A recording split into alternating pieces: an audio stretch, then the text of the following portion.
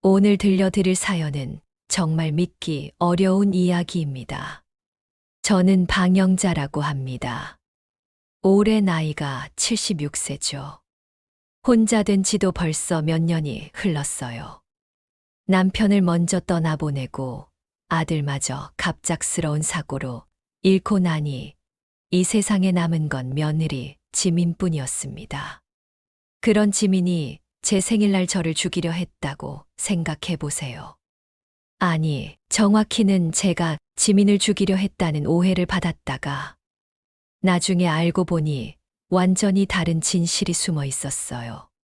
3년 전부터 정성스럽게 준비한 생일 선물을 건네는 순간 지민이 갑자기 피를 토하며 쓰러졌거든요.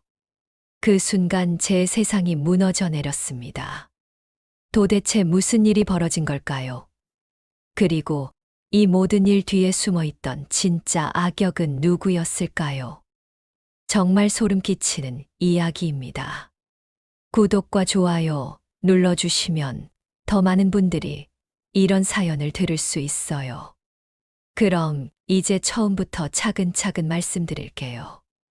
아들 세진이가 세상을 떠난 건 지금으로부터 2년 전이었어요. 교통사고였죠. 비 오는 날 저녁 회사에서 집으로 오던 길이었습니다. 갑작스러운 일이었어요. 그때까지만 해도 저희 가족은 정말 행복했거든요. 남편이 일찍 세상을 떠났지만 아들 세진이가 워낙 효자였어서 외로움을 느끼지 않았습니다. 세진이는 대기업에 다니는 성실한 직장인이었고 며느리 지민도 대학에서 문학을 가르치는 교수였어요. 정말 자랑스러운 자식들이었죠. 세진이는 어릴 때부터 말수가 적고 조용한 아이였어요. 하지만 속마음은 누구보다 따뜻했습니다. 아버지가 돌아가신 후에 제가 혼자 있을까봐 걱정해서 자주 안부를 묻곤 했죠. 결혼한 후에도 일주일에 한 번씩은 꼭 집에 들러서 안부를 확인했어요. 지민과 세진이가 결혼한 건 5년 전이었습니다. 처음 지민을 봤을 때부터 좋은 인상이었어요. 키가 크고 단정한 외모에 말하는 것도 차분하고 교양 있어 보였거든요. 무엇보다 세진이를 바라보는 눈빛이 정말 다정했어요. 진심으로 세진이를 사랑하는 게 느껴졌습니다. 결혼 준비 과정에서도 지민은 정말 완벽했어요. 예단이나 혼수 같은 것들로 욕심을 부리지 않았고 오히려 너무 많이 해주신다며 사양하곤 했죠. 결혼식도 소박하게 하자고 했어요. 돈을 많이 쓰는 것보다는 정말 소중한 사람들만 모셔서 따뜻한 결혼식을 하고 싶다고 했습니다. 그런 모습을 보면서 저는 정말 마음에 들었어요. 요즘 젊은 여자들은 결혼 준비할 때 이것저것 요구하는 게 많다고 하는데 지민은 전혀 그렇지 않았거든요. 오히려 제가 더 많이 해주고 싶을 정도였어요. 결혼 후에도 지민은 저를 정말 잘 모셨습니다. 명절이나 제삿날에는 항상 일찍 와서 음식 준비를 도와줬고 제 생신이나 기념일들도 잘 챙겨줬어요. 세진이보다도 더 세심한 것 같았죠. 그런데 그토록 행복했던 저희 가족에게 비극이 찾아온 거예요. 세진이의 갑작스러운 죽음 말입니다. 그날 저녁 병원에서 연락을 받았을 때 정말 하늘이 무너지는 것 같았어요. 어떻게 멀쩡하던 아들이 갑자기 이럴 수가 있나 싶었습니다. 병원으로 달려갔을 때 세진이는 이미 의식을 잃은 상태였어요. 의사는 뇌출혈이 심해서 생명이 위험하다고 했습니다. 지민은 제 옆에서 눈물을 흘리며 세진이의 손을 꼭 잡고 있었어요. 그 모습을 보니까 정말 마음이 아팠습니다.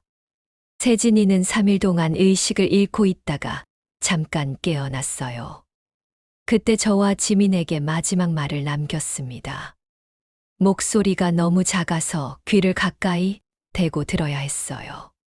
지민에게는 사랑한다고 그리고 저에게는 지민을 잘 부탁한다고 했죠. 그 말을 남기고 세진이는 영원히 눈을 감았습니다. 정말 갑작스러운 일이었어요. 아침에 평소처럼 출근하던 아들이 저녁에는 시체가 되어 돌아온 거니까요.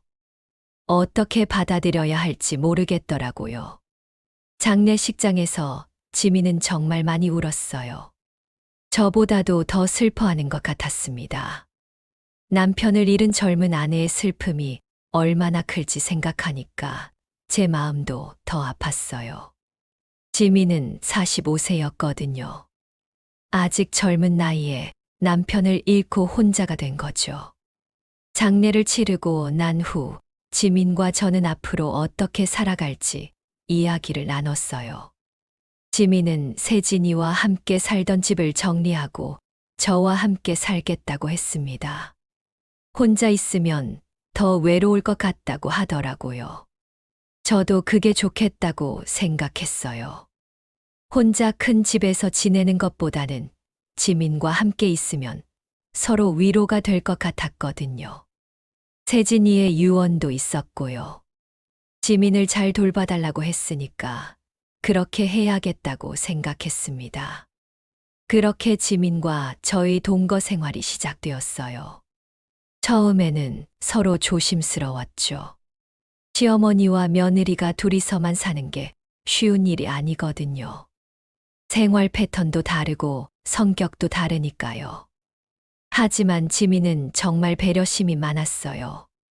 제가 일찍 일어나는 걸 알고는 새벽에 조용히 움직였고, 제가 드라마 보는 시간에는 방에 들어가서 책을 읽곤 했어요. 제 취향에 맞춰서 반찬도 만들어줬고, 집안일도 도맡아서 했습니다. 처음 몇 달은 둘 다 슬픔에 빠져 있었어요. 세진이 생각이 나면 함께 울기도 했고, 세진이가 좋아했던 음식을 만들어서 같이 먹으며 추억을 나누기도 했죠. 그런 시간들이 서로에게 위로가 되었습니다. 시간이 지나면서 저희 사이는 점점 가까워졌어요. 지민은 제가 아프다고 하면 병원까지 따라와 줬고, 혈압약이나 당뇨약 먹을 시간도 챙겨줬어요.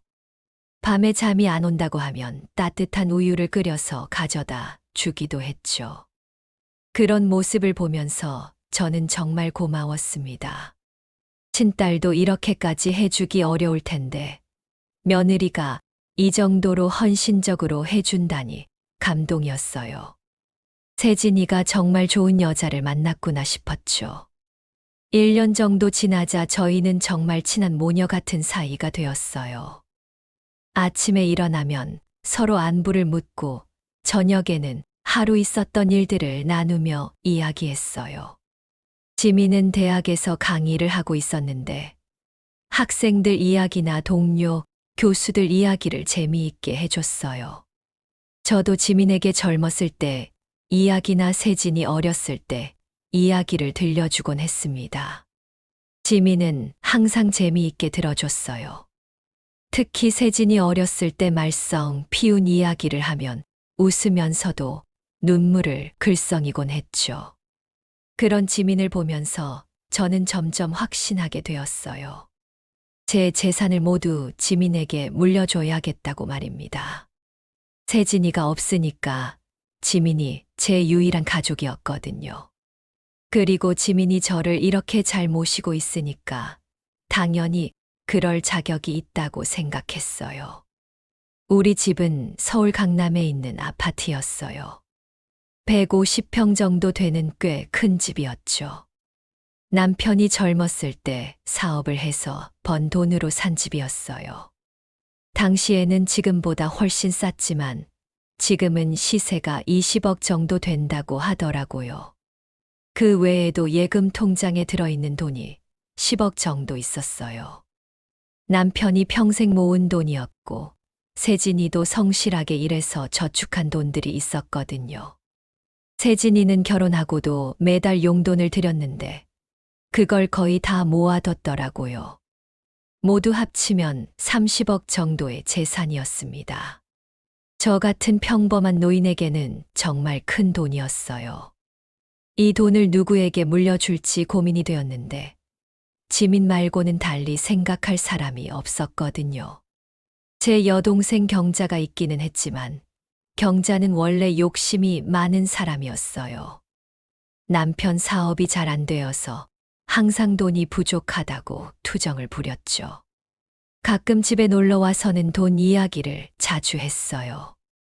형부가 그렇게 큰 재산을 남겨놨으니 좀 나눠달라고 하기도 했고요. 하지만 저는 경자에게 재산을 나눠줄 생각이 없었어요. 경자는 저를 돌봐준 적이 한 번도 없거든요. 오히려 자기 일로 바빠서 안부조차 제대로 묻지 않았어요. 그런 경자보다는 매일 제 곁에서 성실하게 돌봐주는 지민에게 물려주는 게 당연하다고 생각했습니다. 그래서 저는 변호사를 찾아가서 상속 계획을 세우기 시작했어요. 아파트 소유권을 지민 명의로 이전하고 예금 통장들도 모두 지민에게 넘겨주는 절차를 밟았죠. 물론 지민에게는 아직 이야기하지 않았어요. 깜짝 선물로 주고 싶었거든요. 그런데 이 일을 경자가 알게 된 거예요. 변호사 사무실에서 우연히 경자의 지인을 만났는데 그 사람이 경자에게 말한 것 같았어요. 경자는 집에 찾아와서 화를 냈습니다. 피 한 방울 안 섞인 며느리에게 어떻게 모든 재산을 넘겨주느냐고 따졌어요. 경자는 지민을 의심하기 시작했어요. 사람이 어떻게 그렇게 완벽할 수 있느냐며 뭔가 꾸미고 있는 게 아니냐고 했죠. 저를 속여서 재산을 빼앗으려는 게 아니냐고 의심했어요. 하지만 저는 경자의 말을 믿지 않았습니다. 매일 지민과 함께 생활하면서 지민의 진심을 느끼고 있었거든요. 지민이 저를 속인다는 건 말도 안 되는 소리였어요. 그런 와중에 지민의 친구 은수가 자주 집에 놀러 오기 시작했어요. 은수는 심리상담사였는데 40대 후반의 차분하고 지적인 여성이었습니다. 지민과는 대학 동창이라고 했어요. 은수는 처음에는 지민의 심리적 안정을 위해서 온다고 했어요. 남편을 갑자기 잃고 충격을 받았을 테니까 상담을 통해서 도움을 주고 싶다는 거였죠. 저도 그게 좋겠다고 생각했어요. 은수가 올 때마다 저희는 차를 마시며 이런저런 이야기를 나눴어요. 은수는 저와 지민의 관계를 보면서 정말 보기 좋다고 자주 말했습니다. 며느리와 시어머니가 이렇게 잘 지내는 경우는 흔치 않다면서요. 그런데 가끔 은수가 하는 말 중에 이상한 것들이 있었어요. 지민이 혹시 스트레스를 많이 받고 있는 건 아닌지, 마음속으로 억눌러 놓고 있는 감정들이 있는 건 아닌지 물어봤거든요. 처음에는 심리상담사라서 그런 질문을 하는 거라고 생각했어요. 또 은수는 가끔 제게도 이상한 질문을 했어요. 지민에 대해서 불만이나 의심스러운 점은 없는지, 혹시 지민이 다른 사람과 이야기할 때와 저와 이야기할 때 모습이 다른 것 같지 않은지 물어봤거든요. 저는 그런 질문들이 좀 이상했지만 크게 신경 쓰지 않았어요. 전문가가 하는 질문이니까 다 의미가 있는 거라고 생각했죠. 그리고 실제로 저는 지민에 대해서 아무런 불만이 없었으니까요. 시간이 지나면서 저는 지민에게 재산을 물려주는 것에 대해서 더욱 확신하게 되었어요. 지민의 헌신적인 모습을 매일 보고 있으니까 당연한 일이라고 생각했거든요. 드디어 제 76번째 생일이 다가왔어요. 지민은 벌써 며칠 전부터 생일 준비를 하고 있었어요. 제가 좋아하는 케이크 가게에 미리 주문을 해놓았고 꽃집에도 꽃다발을 예약해놨다고 하더라고요. 저도 지민을 위한 깜짝 선물을 준비했습니다. 3년 전부터 준비해온 상속 서류들을 예쁜 상자에 넣어서 포장했어요. 지민에게는 정말 특별한 선물이 될 거라고 생각했거든요. 생일 당일 아침 지민은 평소보다 더 일찍 일어나서 집안을 정리했어요. 제가 좋아하는 꽃들을 곳곳에 배치하고 특별한 아침 식사도 준비해줬죠. 정말 정성이 느껴졌어요. 점심때쯤 지민이 케이크와 꽃다발을 들고 들어왔어요. 정말 예쁜 케이크였어요. 76개의 초가 꽂혀 있었고, 제가 좋아하는 딸기가 많이 올라가 있었죠. 꽃다발도 제가 좋아하는 장미로 만들어져 있었어요.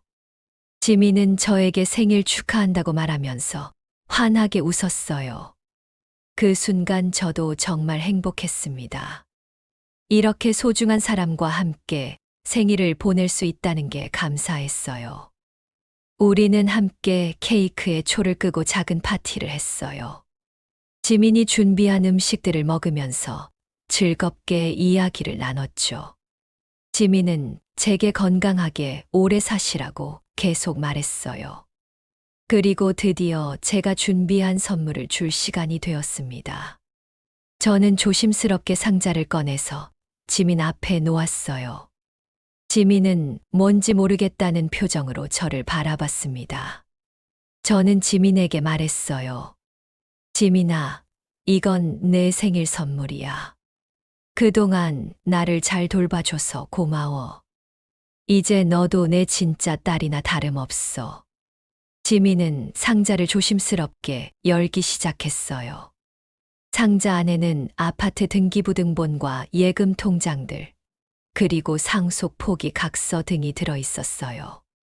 제 모든 재산을 지민에게 넘겨주는 서류들이었죠. 지민이 서류들을 보는 순간 얼굴이 창백해졌어요. 손이 떨리면서 서류를 떨어뜨렸죠. 저는 지민이 너무 감동해서 그런 거라고 생각했어요. 그런데 갑자기 지민이 목을 움켜쥐더니 괴로워하기 시작했어요. 숨을 제대로 쉬지 못하는 것 같았어요. 그리고는 갑자기 입에서 피를 토하기 시작했습니다. 저는 정말 놀랐어요. 무슨 일이 일어나는지 이해할 수 없었거든요. 지민은 계속 피를 토하면서 바닥에 쓰러졌어요. 의식을 잃는 것 같았습니다. 저는 급히 119에 신고했어요. 손이 너무 떨려서 전화번호를 제대로 누르기도 어려웠죠. 구급차가 올 때까지 지민의 이름을 부르면서 깨우려고 했지만 반응이 없었어요. 구급차가 도착해서 지민을 병원으로 옮겼어요. 저도 함께 따라갔죠.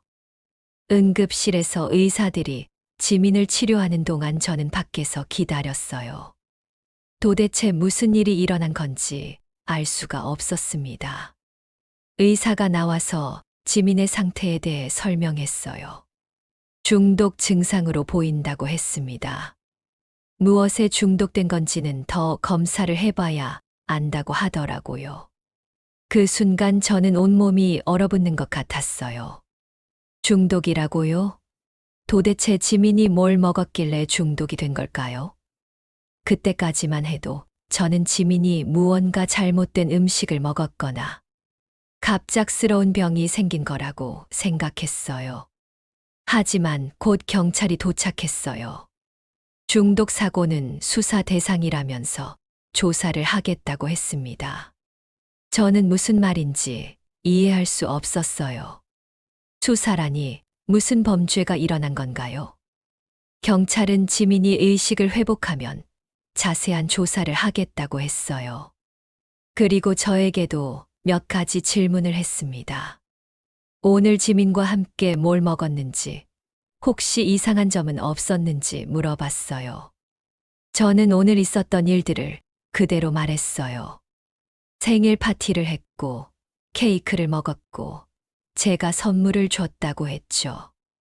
경찰은 그 선물이 뭔지 물어봤어요. 선물 상자는 아직 집에 있었어요. 지민이 쓰러진 후에 그대로 놔둔 상태였거든요. 경찰은 집에 가서 현장을 확인하겠다고 했습니다. 저는 정말 무서웠어요. 도대체 무슨 일이 벌어지고 있는 건지 알 수가 없었거든요. 지민이 갑자기 쓰러진 것도 충격적이었는데 경찰까지 나서서 수사를 한다니 믿을 수가 없었어요. 그날 밤 저는 병원에서 보냈어요. 지민의 상태를 지켜보면서 계속 기도했습니다. 제발 지민이 무사히 깨어나기를 바랐어요. 그리고 이 모든 일이 단순한 사고이기를 바랐죠. 하지만 제 바람과는 달리 일은 점점 복잡해져 갔어요. 다음 날 아침에 더 충격적인 소식을 들게 되었거든요. 다음 날 아침 병원에서 의사를 통해 더 자세한 검사 결과를 들었어요. 지민의 혈액에서 독성 물질이 검출되었다는 거였습니다. 정확히는 아코니틴이라는 성분이었어요. 이건 자연에서 나오는 독성 식물에서 추출되는 물질이라고 하더라고요. 저는 그 말을 듣고 정말 충격을 받았어요. 독성 물질이라니요. 지민이 어떻게 그런 걸 먹게 된 건가요? 의사는 이 성분이 우연히 섭취되기는 어렵다고 설명했습니다. 누군가 의도적으로 먹인 가능성이 높다는 거였어요. 그 순간 제 머릿속이 하얘졌어요. 의도적으로 먹였다고요? 그럼 누군가 지민을 해치려고 독을 탄 거란 말인가요? 도대체 누가 그런 끔찍한 짓을 했을까요? 경찰이 다시 저를 찾아왔어요. 이번에는 정식으로 조사를 받아야 한다고 했습니다. 지민의 중독 사건이 단순한 사고가 아니라 고의적인 범죄로 보인다는 거였어요. 저는 경찰서에 가서 참고인 조사를 받게 되었습니다. 경찰서에서 형사는 저에게 어제 하루 있었던 일을 자세히 물어봤어요. 아침부터 저녁까지 뭘 했는지, 누구와 만났는지, 무엇을 먹고 마셨는지 하나하나 확인했습니다. 저는 솔직하게 모든 걸 말했어요. 생일 파티를 했고, 지민이 케이크와 꽃을 사왔고, 저는 상속 서류를 선물로 줬다고 했죠. 형사는 상속 서류에 대해서 자세히 물어봤어요. 얼마나 되는 재산인지, 언제부터 준비했는지 말이죠. 제가 30억 정도의 재산을 모두 지민에게 물려주려고 했다고 하니까 형사의 표정이 달라지더라고요. 그렇게 큰 돈을 며느리에게 준다고요? 혹시 지민이 그 사실을 미리 알고 있었는지 물어봤어요. 저는 지민이 몰랐다고 했어요. 깜짝 선물로 주려고 했다고 말이죠. 하지만 형사는 뭔가 의심스러운 표정을 지었어요. 정말로 지민이 몰랐을까요? 혹시 미리 알고 있었던 건 아닐까요? 조사를 받는 동안 제 여동생 경자가 경찰서로 찾아왔어요. 경자는 형사에게 이상한 말들을 하기 시작했어요. 지민이 원래부터 이상했다는 거였죠. 너무 완벽하게 행동해서 뭔가 숨기고 있는 것 같았다고 했어요. 경자는 지민이 제 재산을 노리고 있었다고 주장했어요. 그래서 저를 독살하려고 했는데 실수로 자기가 먹게 된 게 아니냐고 했습니다. 저는 경자의 말이 말도 안 된다고 항변했어요. 지민이 그런 사람이 아니라고 말이죠. 하지만 경자는 계속해서 지민을 의심했어요. 며느리가 시어머니 재산을 노리고 독살하려 하는 게 요즘 뉴스에 자주 나온다면서 이번 사건도 그런 거라고 주장했습니다. 형사는 경자의 말을 들으면서 뭔가 생각에 잠기는 것 같았어요. 그리고 저에게 물어봤어요. 혹시 지민과 사이가 안 좋았던 적은 없는지, 지민이 재산에 대해서 관심을 보인 적은 없는지 말이죠. 저는 단호하게 대답했어요. 지민과는 정말 사이가 좋았고, 지민이 재산에 대해서 욕심을 부린 적은 한 번도 없었다고 말이죠. 오히려 제가 뭔가 사주려고 하면 사양하는 편이었어요. 조사를 마치고 집으로 돌아왔을 때 집안은 경찰들이 수색을 마친 상태였어요. 곳곳에 지문을 채취한 흔적들이 있었고 부엌과 냉장고도 모두 뒤져놨더라고요. 제 생일 케이크도 증거물로 가져갔다고 했어요. 저는 혼자 집에 앉아서 멍하니 생각했어요. 도대체 무슨 일이 벌어지고 있는 건가요? 어제까지만 해도 행복한 생일 파티를 준비하고 있었는데 하루 만에 이런 끔찍한 일이 벌어지다니 믿을 수가 없었어요. 며칠 후 경찰에서 연락이 왔어요. 집에서 수거한 증거물들에 대한 검사 결과가 나왔다는 거였습니다. 저는 다시 경찰서로 가서 결과를 들었어요. 놀랍게도 제가 지민에게 준 선물 상자에서는 아무것도 검출되지 않았어요. 독성 물질은 물론이고 이상한 성분은 전혀 없었습니다. 상자 안에 들어있던 서류들도 마찬가지였어요. 케이크에서도 아무것도 나오지 않았어요. 지민이 사온 꽃다발에서도 마찬가지였고요. 그럼 도대체 지민이 어디서 독을 먹은 걸까요? 하지만 더 충격적인 사실이 밝혀졌어요. 부엌 싱크대에 있던 물컵에서 미량의 아코니틴 성분이 검출되었다는 거였습니다. 지민이 사용하던 물컵이었어요. 형사는 저에게 설명했어요. 지민이 물을 마시다가 독을 섭취한 것 같다는 거였죠. 그런데 그 물은 어디서 나온 건가요? 저희 집 수돗물에서는 아무것도 검출되지 않았거든요. 더 자세한 조사를 통해서 밝혀진 사실은 더욱 충격적이었어요. 냉장고에 있던 생수병에서 미량의 독성 물질이 검출되었다는 겁니다. 그 생수병은 제가 평소에 마시던 것이었어요. 형사가 저에게 물어봤어요. 그 생수병은 언제 샀는지, 누가 마셨는지 말이죠. 저는 일주일 전에 마트에서 사온 거라고 했어요. 평소에 저와 지민이 함께 마시는 물이었다고 말이죠. 그런데 이상한 건 제가 그 물을 마셨는데도 아무렇지 않았다는 거예요. 지민만 중독이 된 거죠. 형사는 독이 든 양이 많지 않아서 한 번에 많이 마셔야 증상이 나타날 수 있다고 설명했어요. 하지만 여기서 더 이상한 점이 발견되었어요. 그 생수병에서 검출된 지문들을 분석한 결과 제 지문과 지민의 지문만 있는 게 아니라 다른 누군가의 지문도 있었다는 겁니다. 경찰은 그 지문의 주인을 찾기 위해서 수사를 확대했어요. 저희 집에 자주 오는 사람들의 지문을 채취해서 대조해봤죠. 경자의 지문도 확인했고 지민의 친구 은수의 지문도 확인했어요. 결과는 놀라웠어요. 생수병에서 나온 미상의 지문이 은수의 것과 일치했다는 거였습니다. 은수가 그 생수병을 만졌다는 뜻이었죠. 저는 이해할 수가 없었어요. 은수가 왜 제 생수병을 만졌을까요? 그리고 그 생수병에는 왜 독이 들어 있었을까요? 설마 은수가 독을 탔다는 건가요? 경찰은 은수를 참고인으로 불러서 조사했어요. 은수는 처음에는 생수병을 만진 기억이 없다고 했어요. 하지만 지문 증거가 확실하니까 나중에는 인정했죠. 은수의 설명에 따르면 며칠 전에 저희 집에 놀러 왔을 때 목이 말라서 냉장고에서 생수를 꺼내 마셨다고 했어요. 그때 생수병을 만졌다는 거였죠.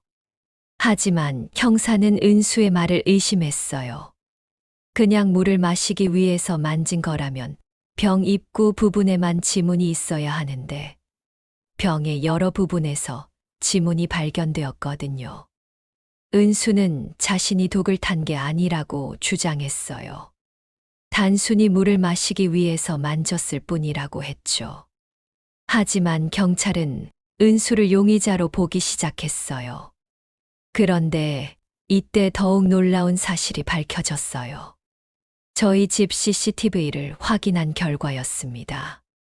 저는 CCTV가 있다는 걸 깜빡하고 있었는데 경찰이 확인해 보자고 해서 함께 봤어요. CCTV에는 며칠 전 은수가 저희 집에 왔을 때의 모습이 찍혀 있었어요. 은수는 지민과 함께 거실에서 차를 마시고 있었는데 중간에 혼자 부엌으로 갔던 거예요.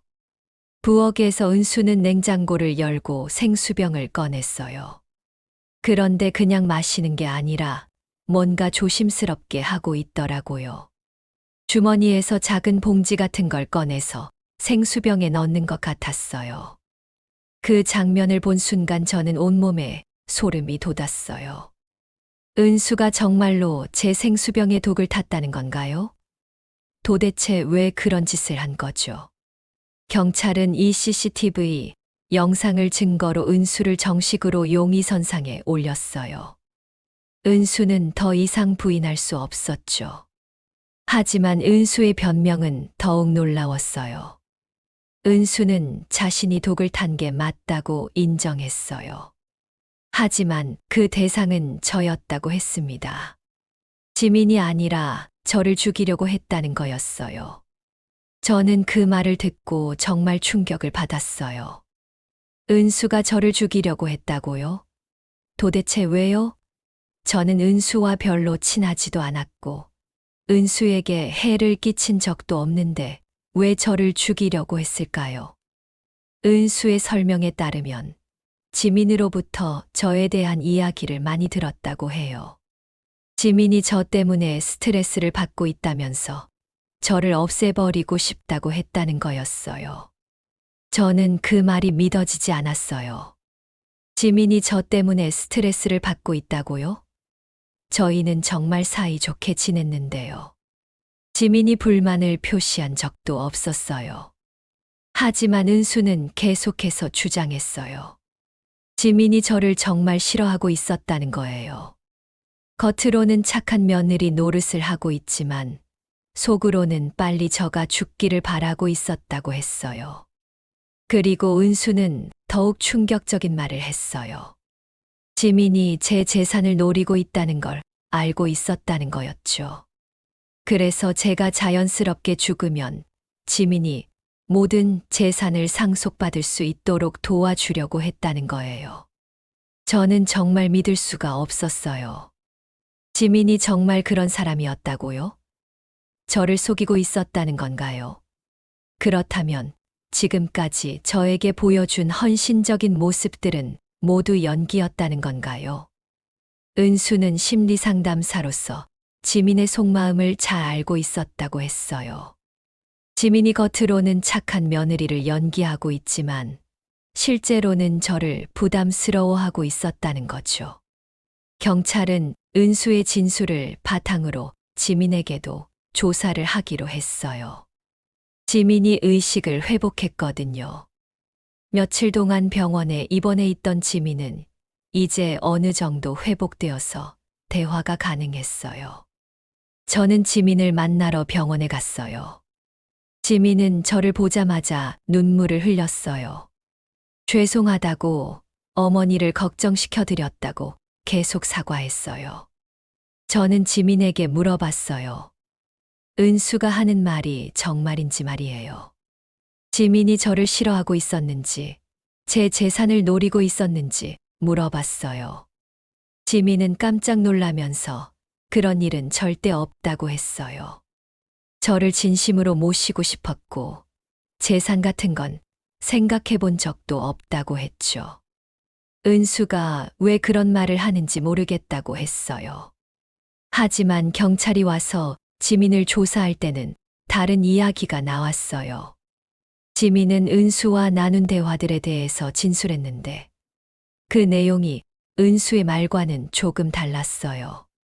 지민의 말에 따르면 은수가 먼저 저에 대한 이야기를 꺼냈다고 해요. 시어머니와 함께 사는 게 힘들지 않느냐고, 자유롭게 살고 싶지 않느냐고 물어봤다는 거였어요. 그럴 때마다 지민은 그런 생각이 없다고 대답했지만 은수는 계속해서 그런 식으로 유도했다고 했어요. 마치 제가 지민에게 부담이 되고 있다는 식으로 말이죠. 처음에는 지민도 별로 신경 쓰지 않았대요. 하지만 은수가 계속 그런 말을 하다 보니까 지민도 조금씩 영향을 받기 시작했다고 했어요. 은수는 심리상담사로서 사람의 마음을 조작하는 방법을 잘 알고 있었던 것 같아요. 지민에게 저에 대한 부정적인 감정을 심어주려고 했던 거죠. 하지만 지민은 결코 저를 해치려고 한 적은 없다고 주장했어요. 은수가 무슨 짓을 했는지도 전혀 몰랐다고 했고요. 경찰은 은수와 지민의 진술을 종합해서 수사를 계속했어요. 하지만 확실한 건 은수가 제 생수병에 독을 탔다는 거였어요. 그리고 그 독 때문에 지민이 중독되었다는 것도 분명했고요.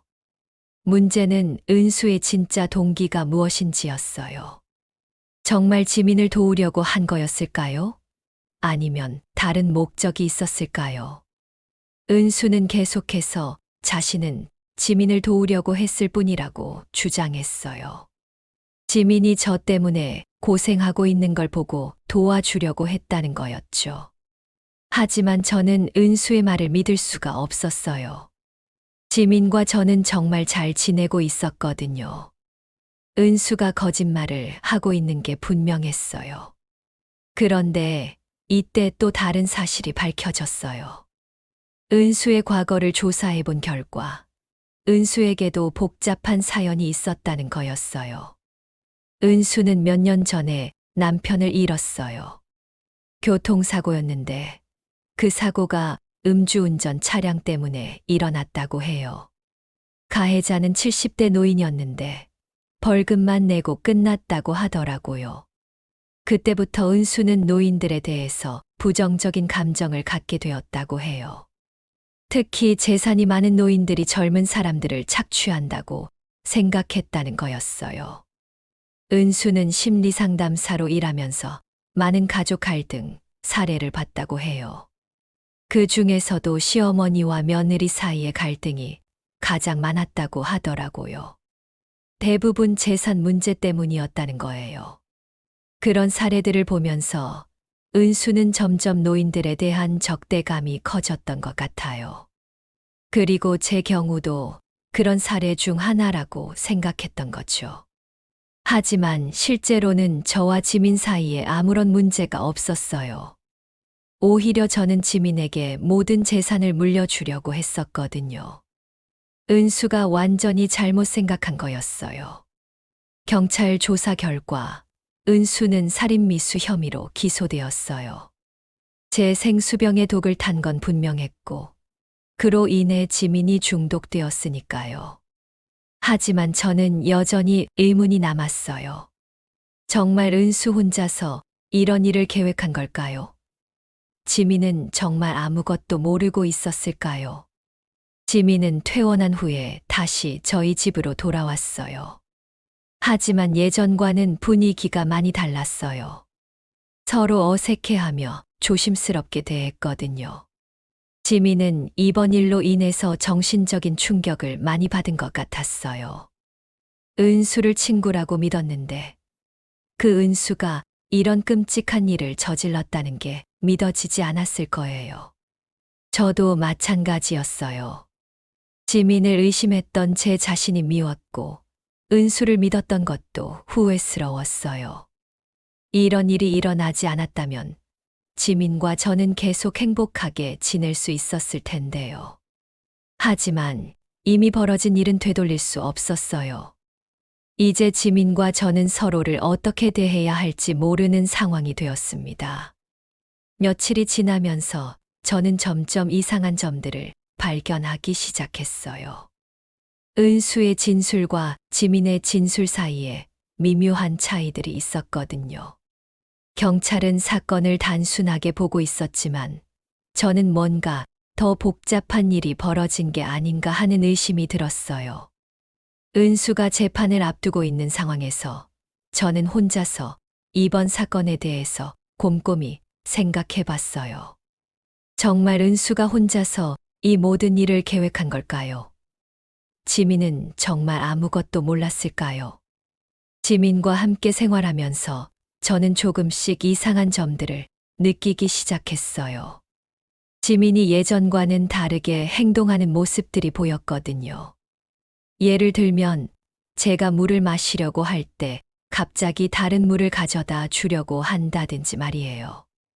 그리고 지민이 휴대폰을 사용할 때도 예전보다 더 조심스러워 보였어요.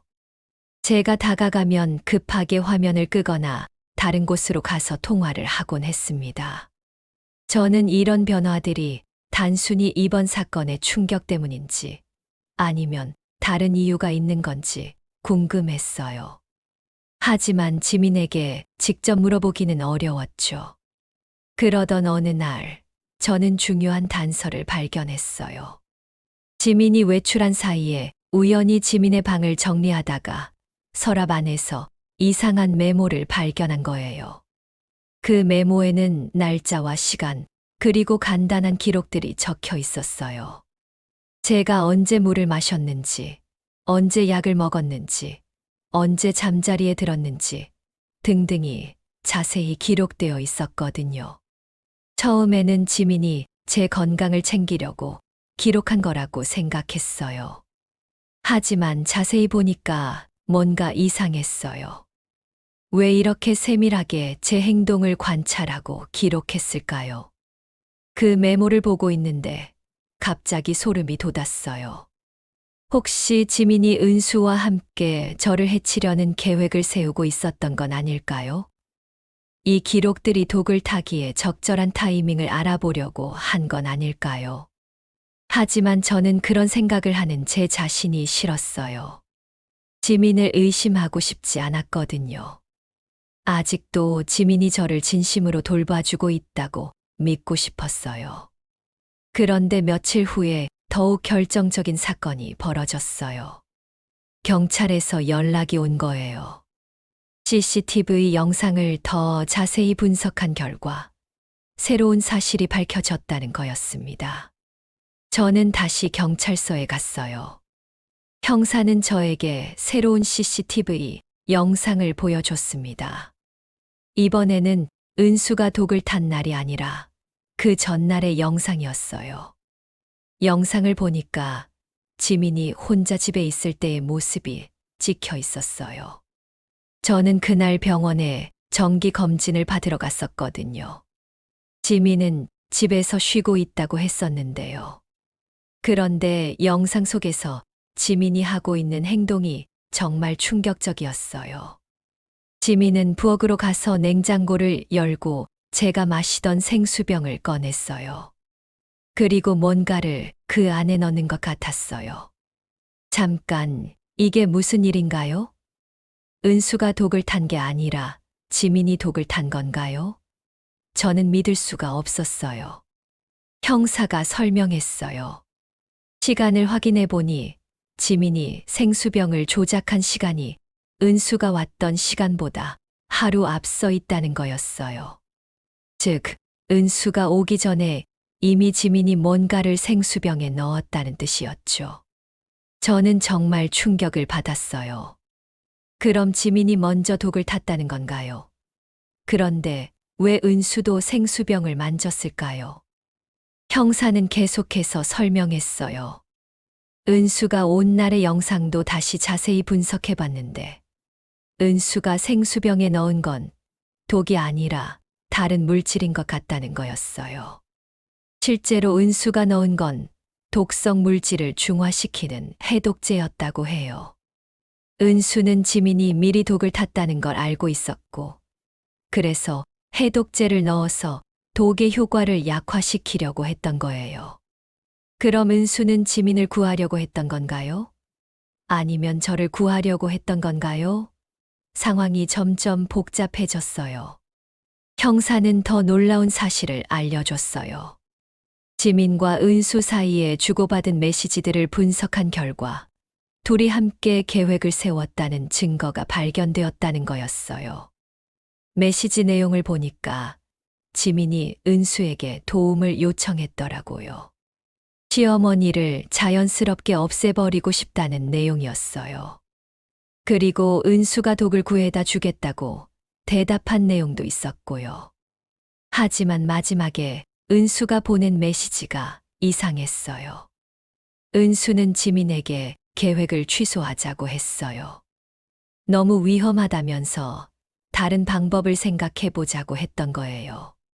그런데 지민은 은수의 만류에도 불구하고 계획을 강행했던 것 같아요. 은수가 가져다 준 독을 미리 생수병에 타놓았던 거죠. 은수는 그 사실을 알고 급하게 해독제를 구해서 생수병에 넣었던 거예요. 하지만 이미 늦었죠. 지민이 그 물을 마셨을 때는 해독제가 충분히 섞이지 않았던 것 같아요. 저는 이 모든 진실을 알고 나서 정말 절망스러웠어요. 지민이 정말로 저를 죽이려고 했다는 건가요? 그동안 보여준 헌신적인 모습들이 모두 연기였다는 건가요? 경찰은 새로운 증거를 바탕으로 지민을 용의자로 입건했어요. 이제 지민도 살인미수 혐의를 받게 된 거죠. 오히려 은수보다 더 중한 혐의를 받게 되었어요. 지민이 체포되던 날을 저는 평생 잊을 수 없을 거예요. 경찰이 집으로 와서 영장을 제시하고 지민을 데려갈 때 지민은 저를 바라보며 눈물을 흘렸어요. 지민은 저에게 죄송하다고 계속 말했어요. 하지만 구체적으로 무엇이 죄송한지는 말하지 않았어요. 자신이 저를 죽이려고 했던 것이 죄송하다는 건지 아니면 들키게 된 것이 죄송하다는 건지 알 수 없었어요. 지민이 끌려간 후 저는 혼자 집에 남겨졌어요. 갑자기 이 큰 집이 너무 적막하게 느껴졌어요. 그동안 지민과 함께 보낸 시간들이 모두 거짓이었다는 게 믿어지지 않았어요.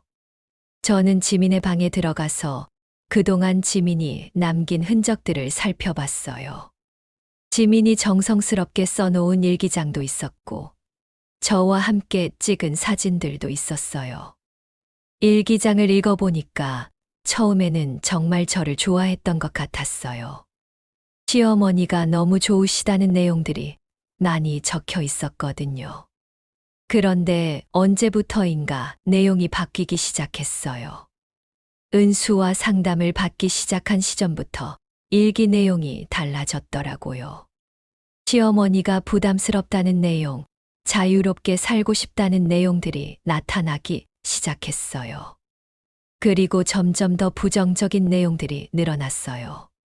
저에 대한 불만들, 재산에 대한 욕심들이 솔직하게 적혀 있었어요. 마치 은수가 지민의 마음을 점점 조작해 나가는 과정을 보는 것 같았어요. 마지막 부분에는 정말 충격적인 내용이 적혀 있었어요. 시어머니를 없애버리고 싶다는 내용, 모든 재산을 혼자 갖고 싶다는 내용들이었죠. 하지만 그 다음 페이지에는 또 다른 내용이 적혀 있었어요. 이런 생각을 하는 자신이 싫다는 내용, 시어머니에게 죄송하다는 내용들이었어요. 마치 지민 자신도 자신의 변화에 대해서 혼란스러워하는 것 같았어요. 일기를 다 읽고 나서 저는 복잡한 심정이었어요. 지민이 정말 악한 사람이었을까요? 아니면 은수에게 조작당한 피해자였을까요? 며칠 후에 은수의 재판이 열렸어요. 저도 증인으로 출석해야 했어요. 재판장에서 은수를 다시 보니까 정말 복잡한 심정이었어요. 은수는 재판에서 자신의 행동에 대해서 후회하고 있다고 말했어요. 하지만 동시에 자신은 지민을 구하려고 했을 뿐이라고 주장했어요. 은수의 변호사는 은수가 심리상담사로서 지민의 정신적 고통을 이해하고 도와주려고 했던 거라고 변호했어요. 하지만 그 과정에서 잘못된 선택을 했다고 인정했죠. 검사는 은수가 지민을 조작해서 범죄를 저지르게 만들었다고 주장했어요. 심리상담사라는 직업을 악용해서 환자의 마음을 조작했다는 거였죠. 재판 과정에서 밝혀진 사실은 더욱 충격적이었어요.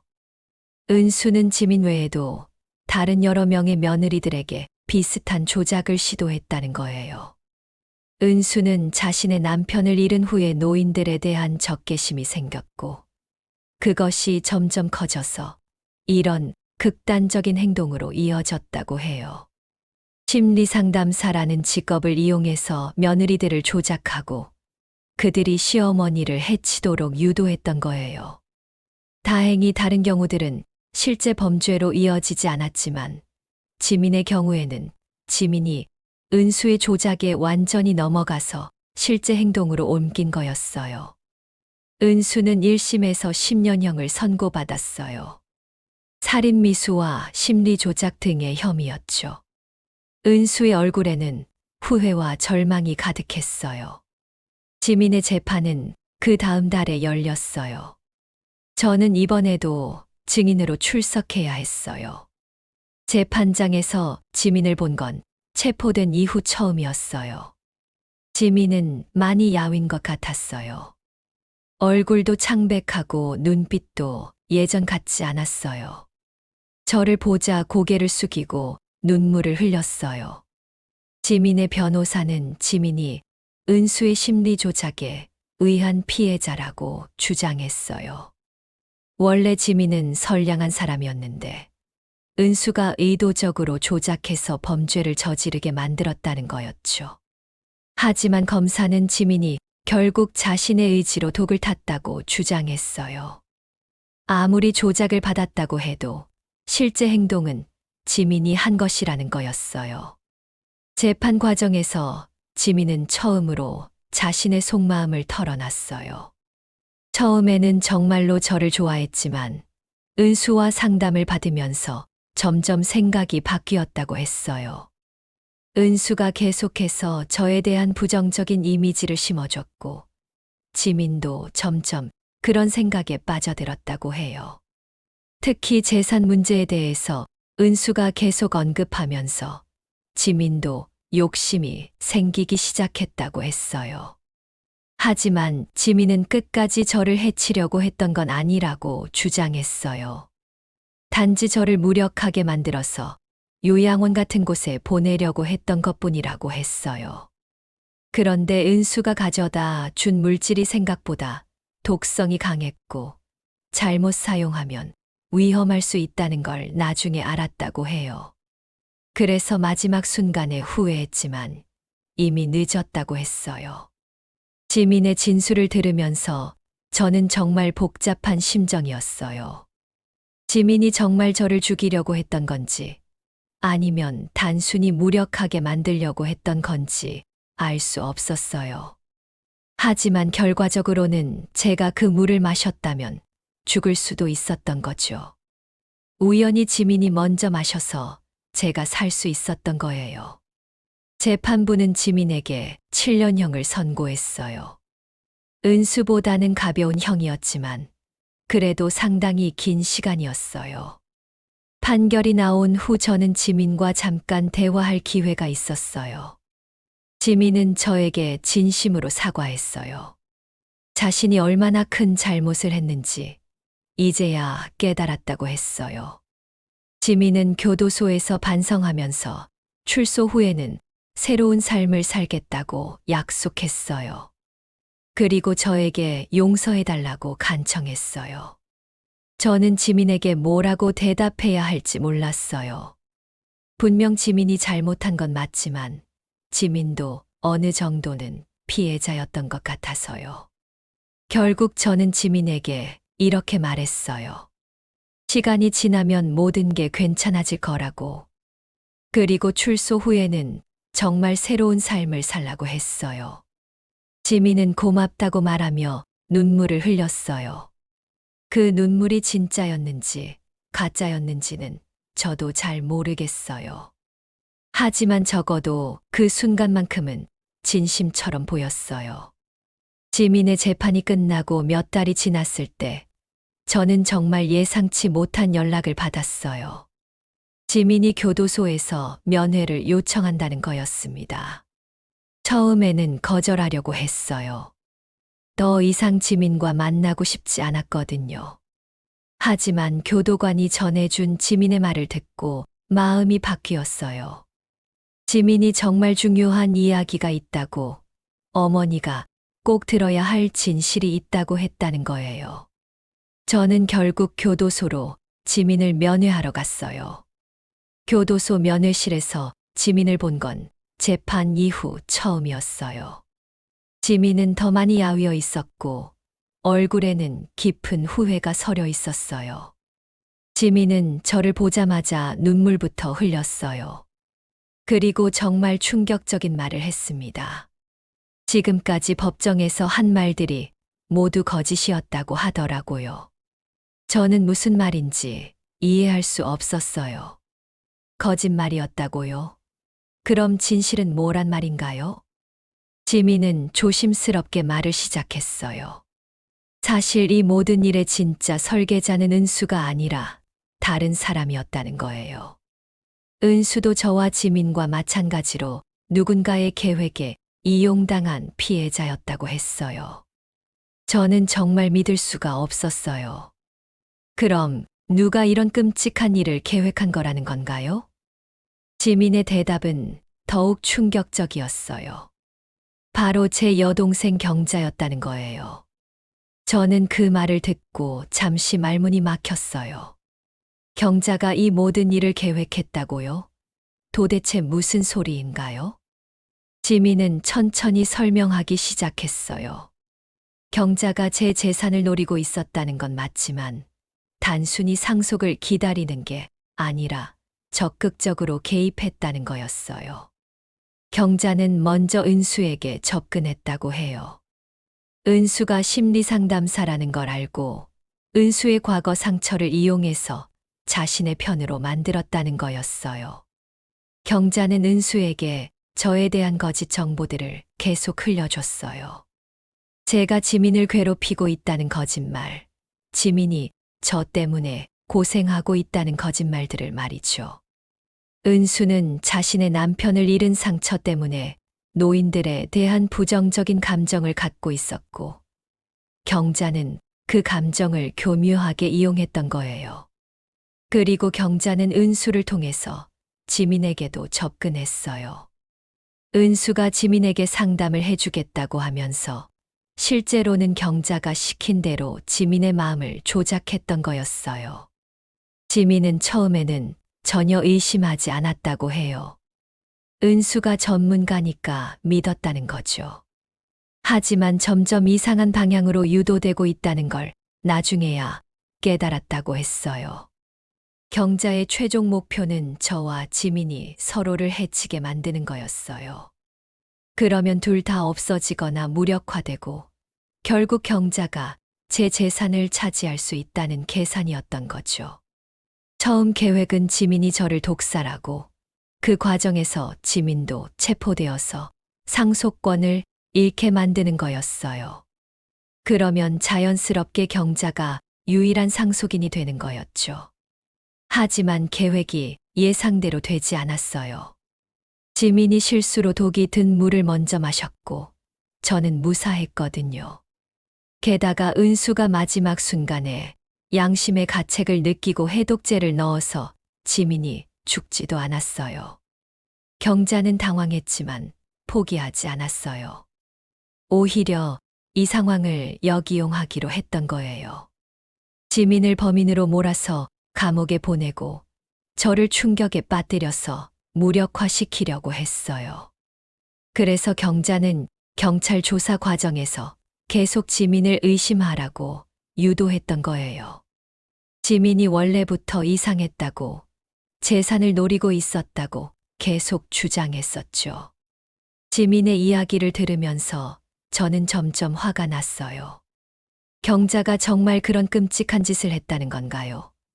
친언니의 재산을 빼앗기 위해서 이런 복잡한 계획을 세웠다는 건가요?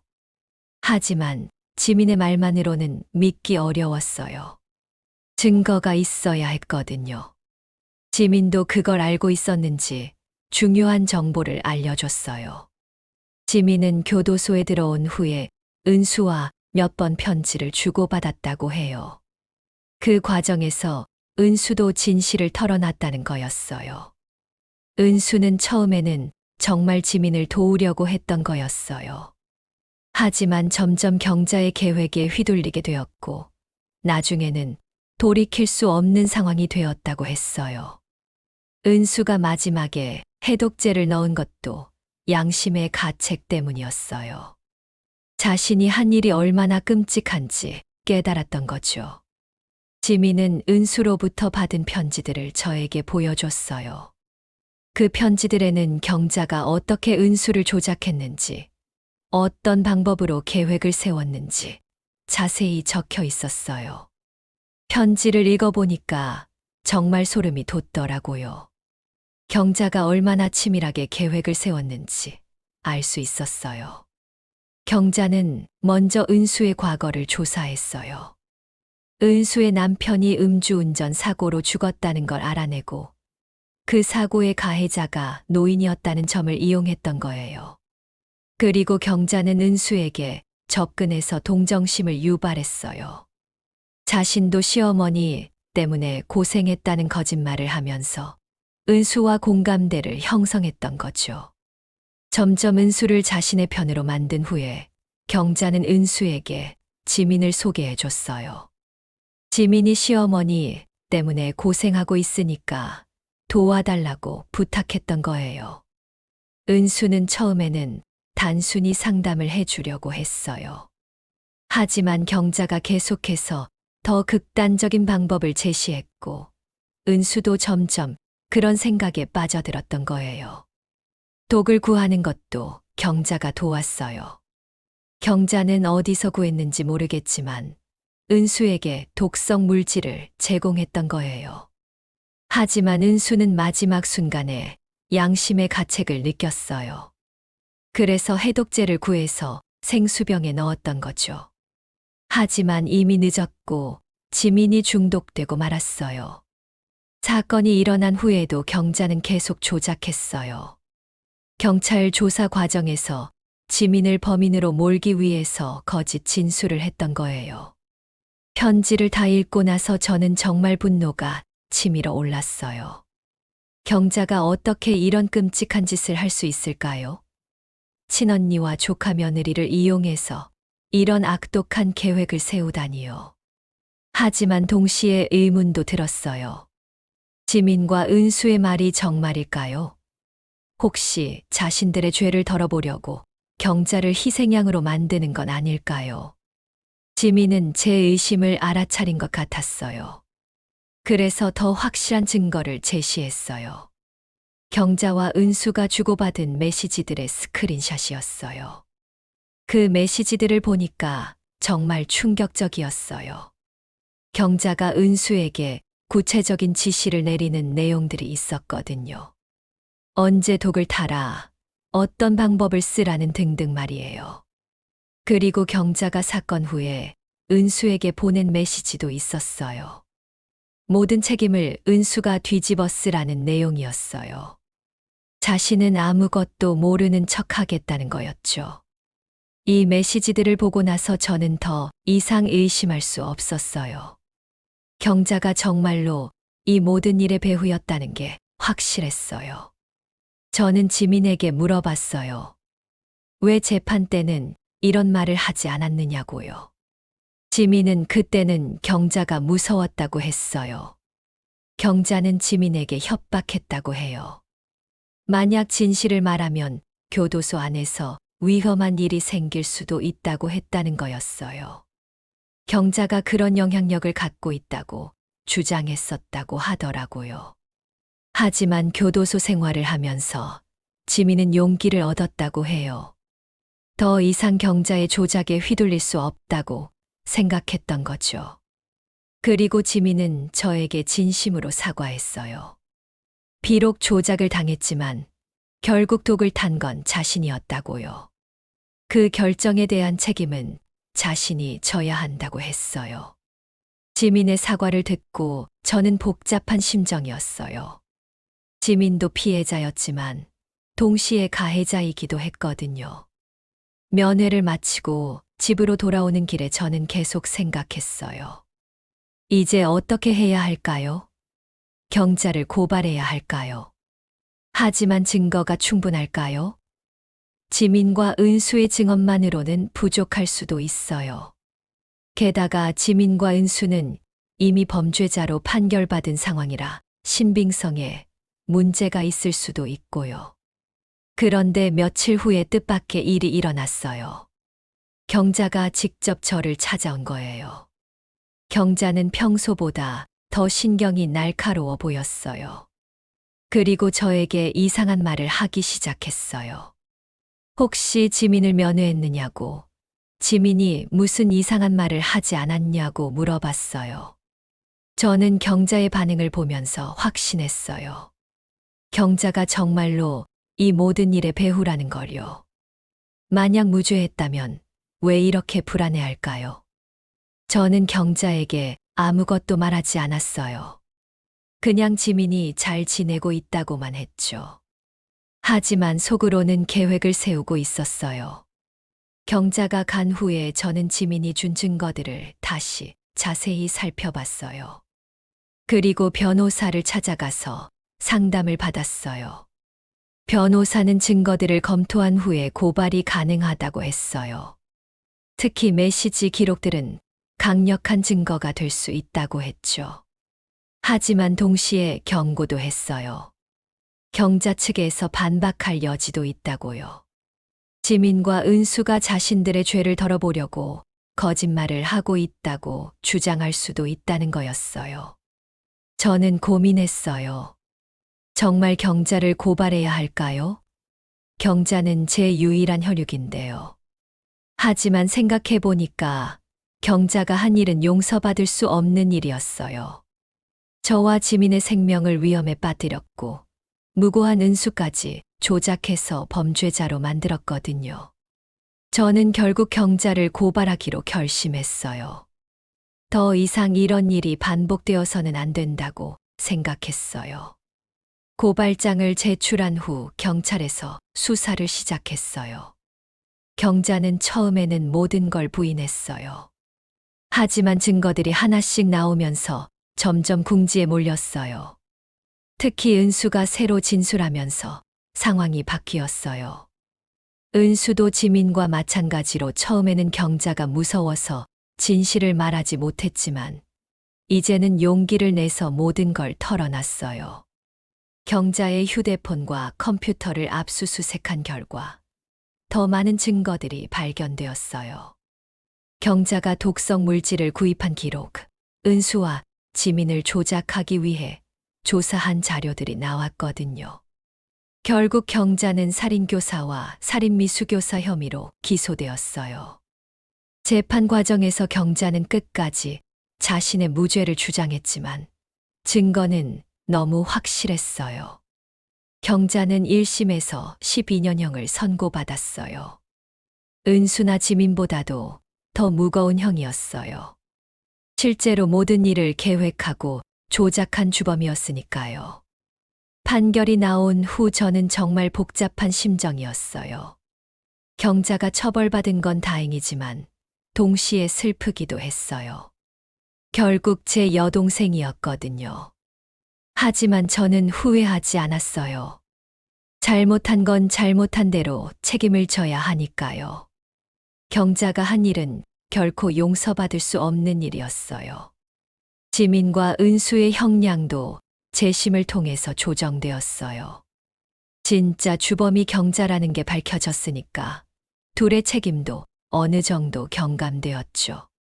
은수는 5년으로, 지민은 3년으로 형량이 줄어들었어요. 여전히 무거운 형이었지만 처음보다는 나아졌어요.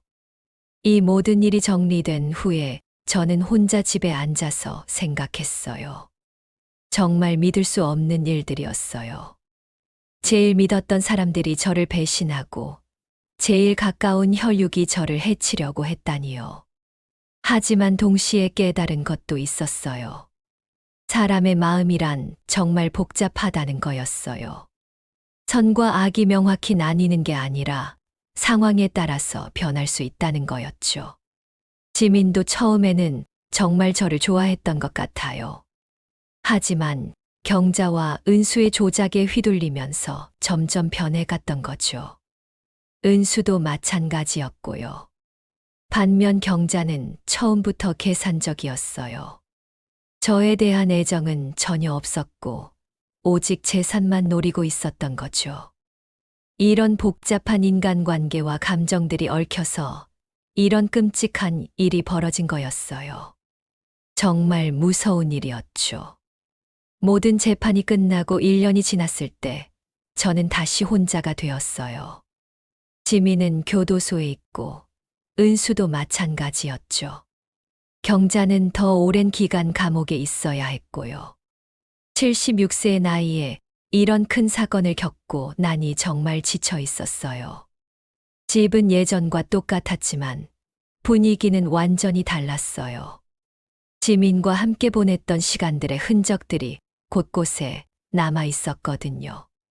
지민이 정성스럽게 가꿔놓은 화분들, 함께 찍었던 사진들, 지민이 써놓은 메모들까지 모든 게 그대로 있었어요.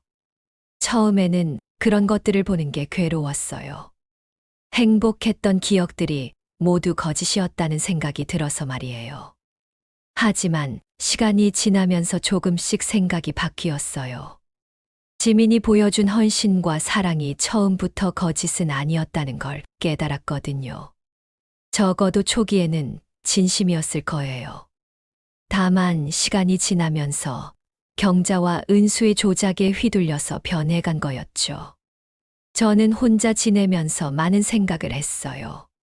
이번 일을 통해서 인간의 본성에 대해서 그리고 신뢰에 대해서 많은 것을 배웠어요. 무엇보다 제가 너무 순진했다는 걸 깨달았어요. 사람을 너무 쉽게 믿었고 겉모습만 보고 판단했던 거죠. 특히 경자의 경우에는 혈육이라는 이유로 의심하지 않았던 게 큰 실수였어요. 하지만 동시에 사람을 아예 믿지 않고 살 수는 없다는 것도 깨달았어요. 완전히 마음을 닫고 살면 그것도 의미 없는 삶이 되거든요. 그러던 중에 뜻밖의 소식을 듣게 되었어요. 지민이 교도소에서 모범적으로 생활하고 있다는 거였어요. 다른 수감자들을 도와주고 교육 프로그램에도 적극적으로 참여하고 있다고 하더라고요. 교도관이 전해준 말에 따르면 지민이 정말 진심으로 반성하고 있다는 거였어요. 자신이 한 일에 대해서 깊이 후회하고 있고 출소 후에는 새로운 삶을 살고 싶어 한다고 했어요. 저는 그 소식을 듣고 조금 마음이 누그러졌어요. 지민이 정말 변하고 있는 것 같았거든요. 몇 달 후에 지민으로부터 편지가 왔어요. 교도소에서 보낸 편지였는데 정말 진심이 담겨 있는 것 같았어요. 편지에는 지민의 솔직한 심정이 적혀 있었어요. 처음에는 정말로 저를 좋아했는데 언제부터인가 욕심이 생겼다고 했어요. 그리고 그 욕심이 커지면서 잘못된 선택을 하게 되었다고 자책하고 있었어요. 지민은 편지에서 저에게 용서를 구하지 않았어요. 자신이 한 일이 용서받을 수 없는 일이라는 걸 안다고 했어요. 다만 저에게 진심으로 감사하다는 말을 전하고 싶었다고 했죠. 그동안 저에게 받은 사랑과 관심이 얼마나 소중했는지 이제야 깨달았다는 거였어요. 그리고 그런 소중한 것을 자신이 스스로 망가뜨렸다는 걸 후회한다고 했어요. 편지를 읽으면서 저도 눈물이 났어요. 지민의 마음이 진심처럼 느껴졌거든요. 물론 또 다른 조작일 수도 있었지만 이번에는 그렇지 않은 것 같았어요. 저는 지민에게 답장을 써주었어요. 짧은 편지였지만 제 마음을 담아서 썼어요. 지민이 진심으로 반성하고 있다면 다행이라고 했어요. 그리고 출소 후에는 정말 새로운 삶을 살라고 격려해 주었어요. 과거에 얽매이지 말고 앞으로만 보고 살라고 했죠. 그 후로 지민과 저는 가끔 편지를 주고받았어요. 지민은 교도소에서 여러 가지 공부를 하고 있다고 했어요. 출소 후에 새로 시작할 일을 준비하고 있다는 거였어요. 저도 지민의 근황을 들으면서 조금씩 마음의 평화를 찾아갔어요. 증오하고 원망하며 사는 것보다는 용서하고 이해하는 게 저에게도 좋다는 걸 깨달았거든요. 그러던 중에 또 다른 소식이 들려왔어요. 은수도 교도소에서 상담 봉사 활동을 하고 있다는 거였어요. 자신이 심리 상담사였던 경험을 살려서 다른 수감자들을 도와주고 있다고 했어요. 은수는 자신이 전문 지식을 잘못 사용했던 것을 반성하고 이제는 정말로 사람들을 도우려고 한다고 했어요. 저는 은수에 대해서는 복잡한 감정이 있었어요. 은수도 경자에게 이용당한 피해자였지만 동시에 지민을 조작한 가해자이기도 했거든요. 하지만 은수도 나름대로 반성하고 있다는 소식을 듣고 조금 안심이 되었어요. 사람은 변할 수 있다는 희망을 갖게 되었거든요. 반면 경자에 대한 소식은 좋지 않았어요. 경자는 교도소에서도 자신의 무죄를 계속 주장하고 있다고 했어요. 다른 수감자들과도 잘 어울리지 못하고 있다고 하더라고요. 저는 경자에 대해서는 정말 복잡한 감정이 있었어요. 분노도 있었지만 동시에 안타까움도 있었어요. 결국 제 여동생이었거든요. 하지만 경자는 끝까지 자신의 잘못을 인정하지 않는 것 같았어요. 그런 경자를 보면서 저는 정말 슬펐어요. 시간은 계속 흘러갔고 저는 혼자서도 나름대로 평온한 일상을 만들어 갔어요. 가끔 이웃들과 차를 마시거나 동네 복지관에서 봉사 활동을 하기도 했어요. 그러던 중에 정말 뜻밖의 일이 일어났어요. 지민이 예상보다 일찍 가석방되었다는 소식을 들은 거예요. 모범 수감자로 인정받아서 형기를 단축받았다는 거였어요. 원래 3년이었는데 2년 만에 출소하게 된 거죠. 저는 그 소식을 듣고 정말 당황스러웠어요. 지민을 다시 만날 준비가 되어 있지 않았거든요. 지민이 출소하기 며칠 전에 편지가 왔어요. 출소 후에 어머니를 찾아뵙고 싶다는 내용이었어요. 사과할 말이 있다고 했어요. 저는 고민했어요. 지민을 만나야 할까요? 아니면 거절해야 할까요? 결국 저는 지민을 만나기로 했어요. 이번 일을 완전히 정리하려면 지민과의 대화가 필요하다고 생각했거든요. 약속한 날, 지민이 저희 집을 찾아왔어요. 2년 만에 보는 지민은 많이 달라 보였어요. 더 말랐고 얼굴에는 깊은 성찰의 흔적이 있었어요. 지민은 문 앞에서부터 고개를 숙이고 들어왔어요. 그리고 거실에 앉자마자 저에게 깊게 사과했어요. 지민의 사과는 이전과 달랐어요. 구체적이고 진심이 담겨 있었어요. 자신이 어떤 잘못을 했는지 정확히 알고 있었고 그에 대해서 진심으로 후회하고 있다는 게 느껴졌어요. 특히 지민은 자신이 욕심에 눈이 멀어서 저의 진심을 몰라봤다고 했어요. 저가 얼마나 지민을 아껴주었는지 이제야 깨달았다고 하더라고요. 저는 지민의 사과를 들으면서 마음이 복잡했어요. 화가 나기도 했지만 동시에 측은하기도 했어요. 지민은 저에게 용서를 구하지는 않았어요. 대신 앞으로는 정말 새로운 삶을 살겠다고 약속했어요. 다시는 욕심내지 않고 정직하게 살겠다고 했어요. 그리고 지민은 저에게 마지막으로 하고 싶은 말이 있다고 했어요. 그동안 받은 사랑에 대해서 진심으로 감사하다는 말이었어요. 지민은 교도소에서 지내면서 저와 함께 보낸 시간들을 계속 생각했다고 해요. 그때는 당연하게 여겼던 저의 관심과 사랑이 얼마나 소중한 것이었는지 깨달았다고 했어요. 저는 지민의 말을 들으면서 여러 생각이 들었어요. 지민이 정말 변한 것 같기도 했고, 아직도 의심스럽기도 했어요.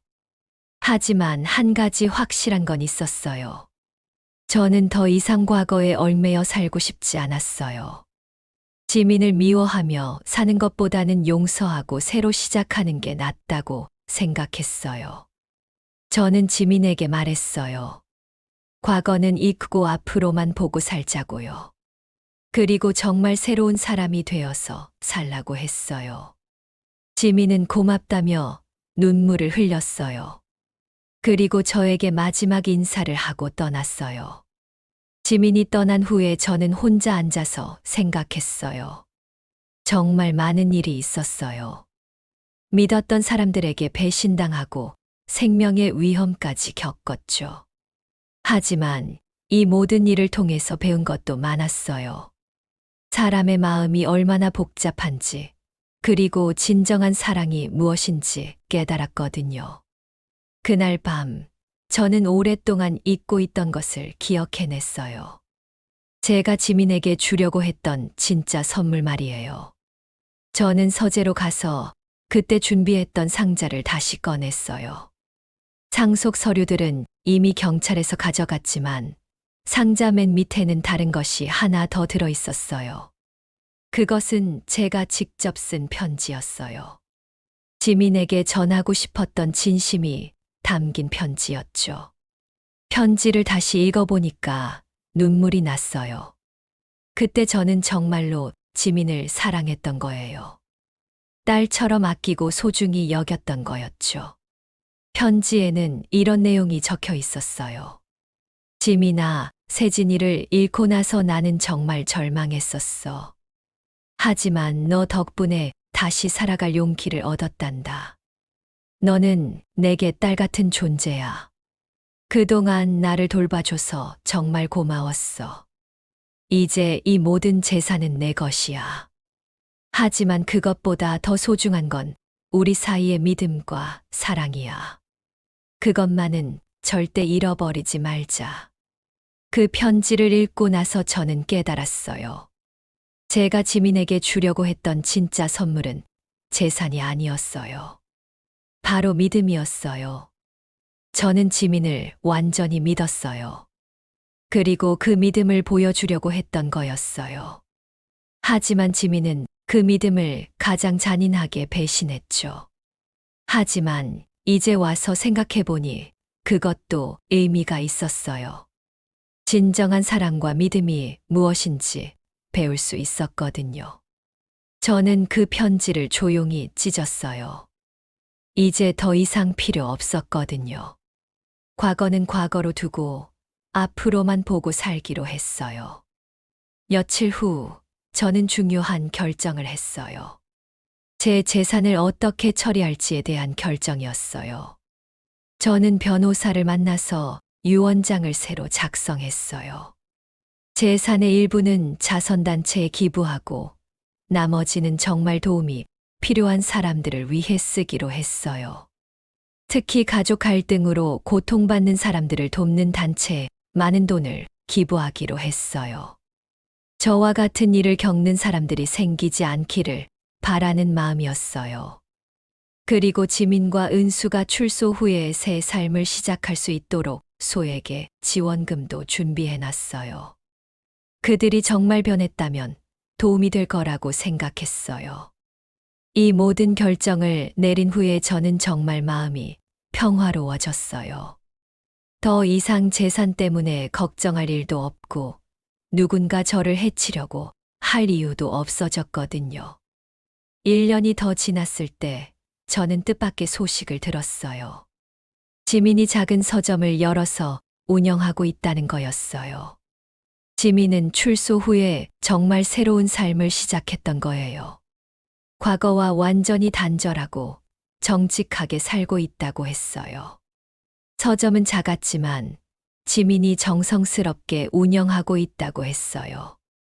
특히 어려운 사람들을 위한 무료 독서 프로그램도 운영하고 있다고 하더라고요. 저는 그 소식을 듣고 기뻤어요. 지민이 정말 변했다는 증거 같았거든요. 은수도 비슷했어요. 출소 후에 작은 상담소를 열어서 정말로 사람들을 돕고 있다고 했어요. 과거의 실수를 만회하려고 노력하고 있다는 거였어요. 반면 경자는 여전히 교도소에 있었어요. 형량도 길었지만 아직도 자신의 잘못을 인정하지 않고 있다고 했어요. 저는 경자에 대해서는 정말 안타까웠어요. 언젠가는 진심으로 반성하기를 바랐지만 쉽지 않을 것 같았어요. 이제 제 나이가 79세가 되었어요. 이번 일을 겪으면서 정말 많은 것을 배웠어요. 무엇보다 사람을 믿는다는 것이 얼마나 소중하고 위험한 일인지 깨달았어요. 하지만 그렇다고 해서 사람을 믿지 않고 살 수는 없어요. 믿음 없이는 진정한 사랑도, 진정한 행복도 있을 수 없거든요. 다만 이제는 조금 더 조심스럽게 사람을 대하게 되었어요. 겉모습만 보고 판단하지 않고 시간을 두고 지켜보게 되었죠. 그리고 무엇보다 제 자신을 더 사랑하게 되었어요. 다른 사람을 위해서 희생하는 것도 좋지만 제 자신의 행복도 소중하다는 걸 깨달았거든요. 지금 저는 정말 평온한 일상을 보내고 있어요. 가끔 이웃들과 차를 마시고 봉사활동도 하면서 말이에요. 무엇보다 과거에 얽매이지 않고 현재를 살아가려고 노력해요. 그게 제가 이번 일을 통해서 배운 가장 소중한 교훈이에요. 여러분도 만약 저와 비슷한 상황을 겪게 된다면 절망하지 마세요. 힘들고 아프겠지만 그 경험을 통해서 더 성숙한 사람이 될 수 있을 거예요. 그리고 무엇보다 자신을 사랑하세요. 다른 사람의 인정이나 사랑도 중요하지만 가장 중요한 건 자기 자신과의 화해예요. 저는 이제 정말 평화로운 마음으로 살고 있어요. 과거의 상처들은 모두 치유되었고 미래에 대한 두려움도 없어요. 제가 지민에게 주려고 했던 진짜 선물은 믿음이었어요. 그 믿음은 배신당했지만 그래도 후회하지 않아요. 진정한 사랑은 결과를 바라지 않는 거니까요. 그리고 지금도 저는 믿고 있어요. 사람은 변할 수 있다고, 진정한 회개와 용서가 가능하다고 말이에요. 이 모든 이야기를 들려드린 이유는 여러분들도 저와 같은 실수를 하지 않기를 바라는 마음에서예요. 사람을 믿되 지나치게 순진하지는 말고 사랑하되 자신을 잃지는 말아요. 그리고 만약 배신을 당하더라도 절망하지 마세요. 그것도 인생의 한 부분이고 그 경험을 통해서 더 성숙해질 수 있을 거예요. 마지막으로 여러분에게 부탁드리고 싶은 게 있어요. 이런 일이 다른 분들에게도 일어날 수 있으니까 주변에 어르신들이 계시다면 좀 더 관심을 가져주세요. 그리고 만약 비슷한 상황을 목격하게 되면 주저하지 말고 도움을 요청하세요. 한 사람의 작은 관심이 큰 비극을 막을 수 있을지도 모르거든요. 이 이야기에 대한 여러분의 생각이 궁금해요. 댓글로 의견을 남겨주시면 정말 감사하겠습니다. 여러분의 다양한 관점을 듣고 싶어요.